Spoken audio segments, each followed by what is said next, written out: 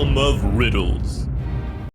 It is the year 2030. You are an astronaut exploring the moon. It's a lonely place with not much happening, but suddenly you run into a terrifying moon monster. The monster is huge. He threatens to eat you unless you can feed him his favorite treat. The moon monster suddenly roars. My favorite treat is something real neat, hard to chew and makes me feel new. Found almost everywhere in my lair. Feed me my favorite treat or I'll have you to eat.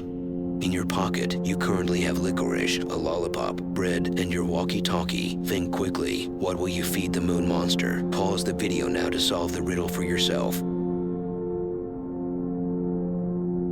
Here's the solution. While you think the moon monster may have a sweet tooth or a lack of gluten intolerance, neither the licorice, the lollipop, the bread, or the walkie-talkie will satisfy him. In fact, the moon monster's favorite treat is moon rocks, which are hard to chew and commonly found in his lair. You pick up a moon rock and throw it at the moon monster, who thanks you and lets you freely explore the moon.